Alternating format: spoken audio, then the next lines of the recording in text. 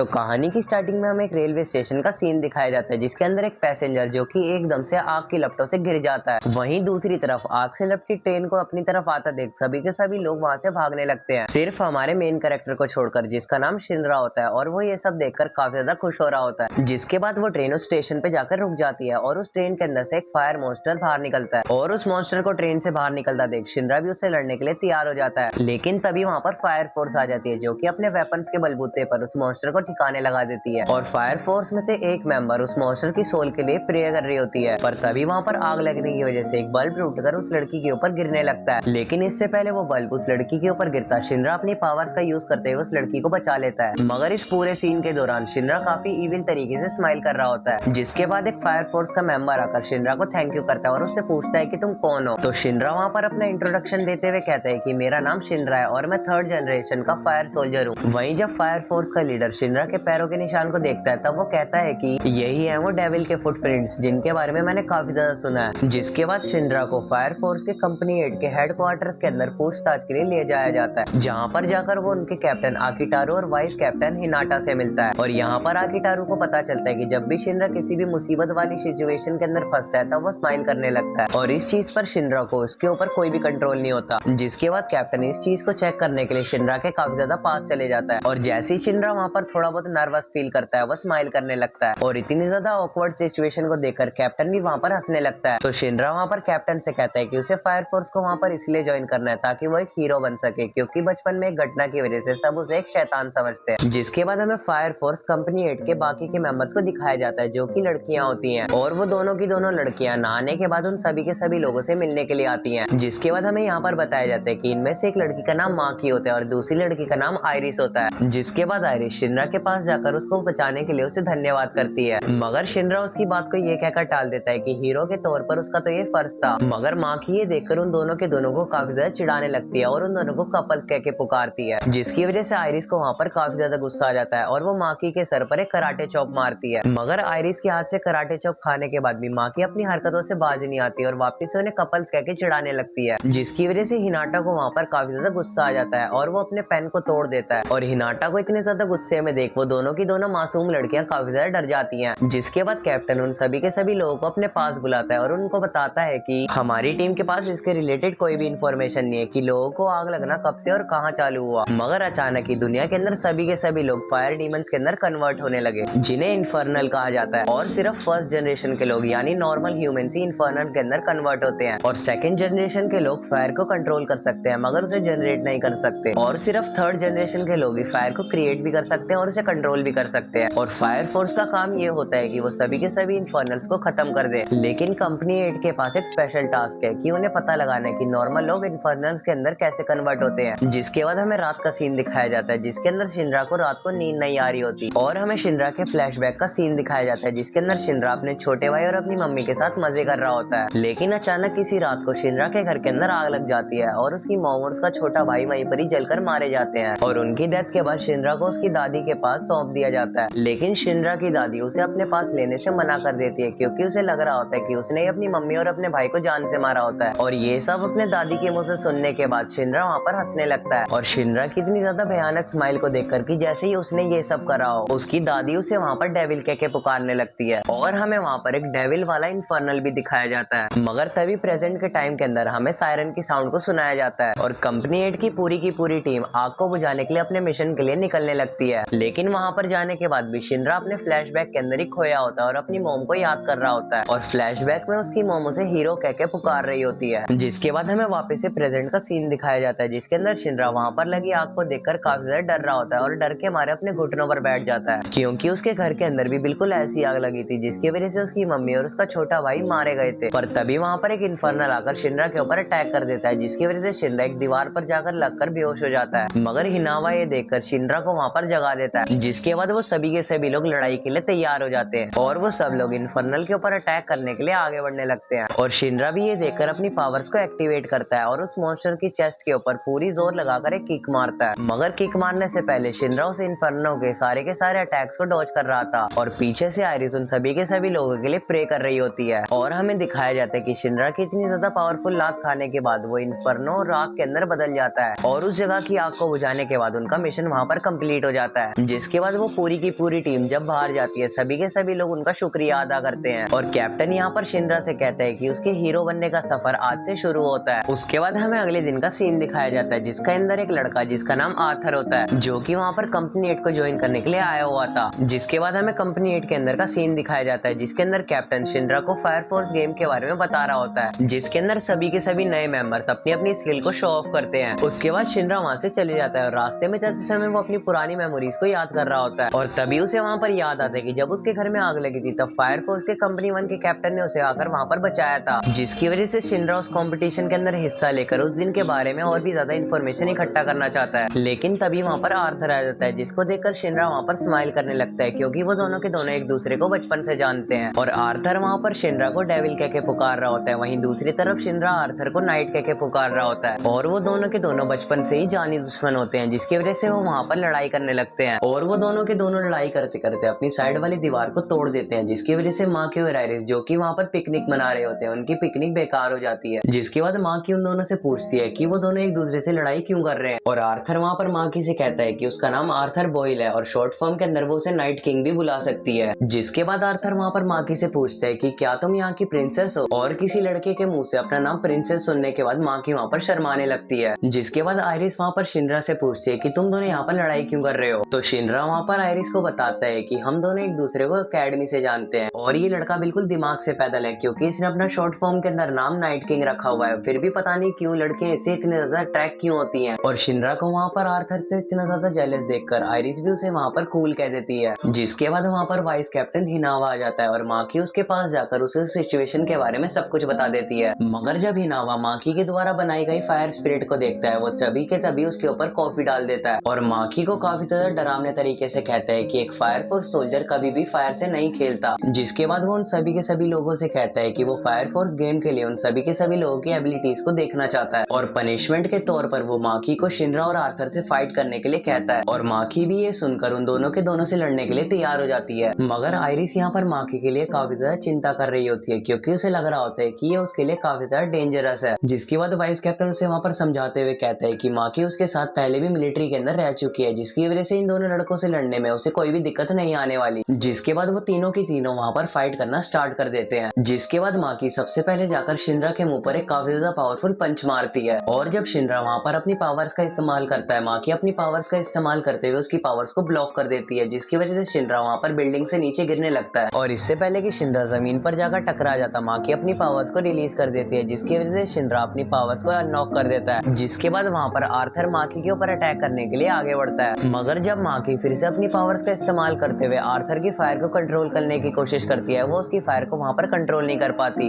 उसके बाद जब आर्थर मार्की के ऊपर अटैक करने ही वाला होता है वो अपनी फायर को ऑफ कर देता है और मार्की से कहता है कि मैं एक नाइट हूँ इसलिए मैं कभी भी अपनी प्रिंसेस के ऊपर अटैक नहीं कर पाऊंगा और आर्थर को अपने साथ फ्लर्ट करता देख मार्की उसके मुंह पर एक खींचकर घुटना मारती है और मार्की से इतनी जोर से घुटना खाने के बाद आर्थर उसे गोरिल्ला कह के पुकारने लगता है और मार्की से कहता है कि एक गोरिल्ला कभी भी प्रिंसेस नहीं बन सकती। जिसकी वजह से मार्की को वहाँ पर काफी ज्यादा गुस्सा आ जाता है और तभी शिनरा भी वहाँ पर अपनी पावर्स का इस्तेमाल करते हुए वापस से टेरिस पे आ जाता है और इस बार मार्की अपनी पावर्स का इस्तेमाल करके उन दोनों की फायर्स को कंट्रोल करने की बजाय उन दोनों को स्पिरिट्स के अंदर कन्वर्ट कर देती है और उन दोनों की पावर्स को कंट्रोल करके एक बड़ा सा फायर बॉल क्रिएट कर देती है और मार्की को इतने ज्यादा गुस्से में देख साथ ही साथ इतने बड़े फायर बॉल को देखने के बाद वो दोनों के दोनों वहाँ पर हार मान लेते हैं और उन दोनों के हार मानते के साथ ही हिनावा सबसे पहले उस फायर बॉल को बुझाने लगता है जिसको देखकर मार्की का दिल टूट जाता है। जिसके बाद हिनावा उन दोनों के दोनों को एलिवेटर से नीचे ले जाता है और नीचे ले जाने के बाद उन दोनों के दोनों को कुछ वेपन्स दिखाता है जो कि वो अपनी फाइट्स के दौरान यूज कर सकते हैं क्योंकि उनके कैप्टन के पास फाइट के दौरान कोई भी पावर्स नहीं होती इसीलिए उसे हर तरह के वेपन्स और आर्मर की जरूरत पड़ती है। जिसके बाद उन्हें सिटी के अंदर से एक इन्फर्नल की खबर मिलती है जिसको सुनते के साथ ही कंपनी 8 के सभी मेंबर्स उस इन्फर्नल को खत्म करने के लिए वहाँ से निकल जाते हैं और रास्ते में जाते समय कैप्टन शिनरा को एक वेपन देते हैं ताकि शिनरा सिर्फ अपनी पावर्स के ऊपर ही डिपेंडेंट ना रहे और साथ ही साथ कैप्टन अपनी पूरी की पूरी टीम से कहता है कि तुम सभी लोगों को अपने वेपन्स को छुपा के रखना चाहिए और कभी भी पब्लिक के अंदर नहीं दिखाने चाहिए। उसके बाद जब वो उस लोकेशन पे पहुंचते हैं तब उन्हें वहाँ पर एक छोटी बच्ची मिलती है जिसकी मॉम 2 साल पहले एक इन्फर्नल के अंदर कन्वर्ट हो चुकी थी और आज उसके पापा भी एक इन्फर्नल के अंदर कन्वर्ट हो चुके हैं। जिसके बाद कैप्टन उस लड़की से कहता है कि हम पूरी कोशिश करेंगे कि उनकी आत्मा को हम काफी अच्छी तरीके से शांति दे पाए। जो सुनते के साथ ही आर्थर और शिनरा अपने अपने वेपन्स को निकाल लेते हैं और ये देखकर कैप्टन उन दोनों के दोनों को एक सुनसान साइड लेके जाता है और उनसे कहता है कि जब मैंने तुमसे कहा था कि तुम्हें अपने वेपन्स को पब्लिकली शो नहीं करना है, फिर भी तुमने वहाँ पर अपने वेपन्स को शो क्यों करा? हाँ, मैं जानता हूँ कि हम इन्फर्नल्स की आत्मा की शांति के लिए प्रे करते हैं, मगर वो सभी के सभी इन्फर्नल्स डीमन बनने से पहले एक आम इंसान ही थे,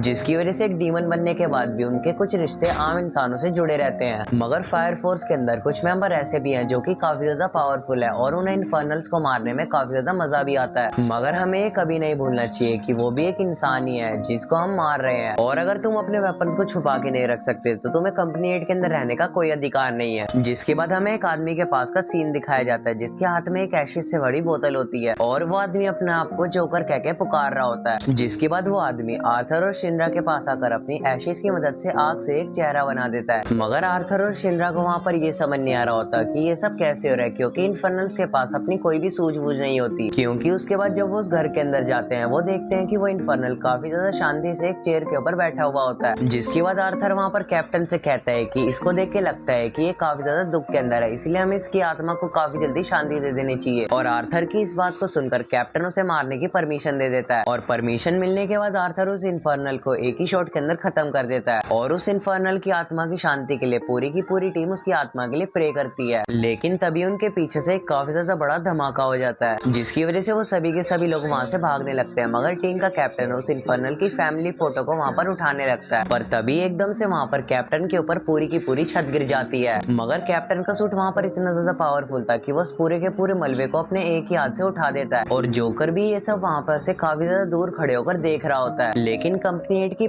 पूरी टीम को इस बारे में पता होता है कि ये सब कुछ किसी ने जानबूझ के करा है। जिसके बाद जब कैप्टन उस बिल्डिंग से बाहर आता है तो वो सबसे पहले उस लड़की को उसकी फैमिली फोटो देता है और उसे कहता है कि तुम्हारे पापा काफी ज्यादा ब्रेव थे, क्योंकि उन्होंने एक इन्फर्नल बनने के बाद भी अपनी बॉडी के ऊपर कंट्रोल रखा और किसी को भी कोई नुकसान नहीं पहुंचाया। और उसकी मॉम भी बिल्कुल ऐसी थी, क्योंकि वो अपने बच्चों से काफी ज्यादा प्यार करते थे। और ये सारी बातें सुनने के बाद वो बच्ची वहाँ पर और भी ज्यादा जोर जोर से रोने लगती है। जिसके बाद हमें रात का सीन दिखाया जाता है जिसके अंदर शिनरा को नींद नहीं आ रही होती, क्योंकि जो भी चीज आज उसने देखी उसे अपनी आंखों के ऊपर विश्वास नहीं हो रहा होता है। उसके बाद वहाँ पर वो एक कसम खाता है कि जो भी लोग इन्फर्नल बनते हैं वो इसके बारे में जानकर उनको खत्म कर देगा। जिसके बाद हमें जोकर के पास का सीन दिखाया जाता है जिसके अंदर वो एक साइंटिस्ट जिसका नाम विक्टर होता है उसके साथ मिलकर एशिस बना रहा होता है। और जोकर उस साइंटिस्ट से कहता है कि जो एशिस तुमने इस बार बनाई है वो काफी ज्यादा कमाल की है और मुझे ये और भी ज्यादा चाहिए। जिसके बाद हमें अगले दिन का सीन दिखाया जाता है जिसके अंदर fire force game tournament start हो चुका होता है, और टूर्नामेंट के स्टार्टिंग में शिनरा को अपने साइड में एक सेक्सी सी लड़की खड़ी हुई मिलती है जो कि फायर फोर्स कंपनी की 3rd जनरेशन की सोल्जर होती है, और साथ ही साथ उस लड़की का नाम तमाकी होता है। जिसके बाद जब तमाकी शिनरा को अपनी तरफ घूरता हुआ देखती है तब वो उसके ऊपर भड़क जाती है। जिसके बाद हमें उस साइंटिस्ट के पास का सीन दिखाया जाता है जो कि उन सभी के सभी लोगों को दूर सीट पर बैठकर देख रहा होता है। जिसके बाद हमें शिनरा और आर्थर के पास का सीन दिखाया जाता है जो कि टूर्नामेंट के स्टार्ट होने का वेट कर रहे होते हैं। पर तभी शिनरा को वहाँ पर कंपनी 1 का वही आदमी दिखता है जिसने 12 साल पहले उसकी बचपन में जान बचाई थी, और उस आदमी को देखते के साथ ही शिनरा उसके पास जाकर उस 12 साल हुए इंसिडेंट के बारे में पूछने लगता है। मगर वो आदमी शिनरा को ये कहकर टाल देता है कि अभी उसके पास इस सब के लिए टाइम नहीं है, और ये कहते के साथ ही वो आदमी वहाँ से जाने लगता है। जिसकी वजह से शिनरा उस आदमी को वहाँ पर रोकने की कोशिश करता है, मगर तभी वहाँ पर तमाकी आ जाती है और वो वहाँ पर आते के साथ ही शिनरा को वहाँ से बाहर जाने के लिए रोक देती है।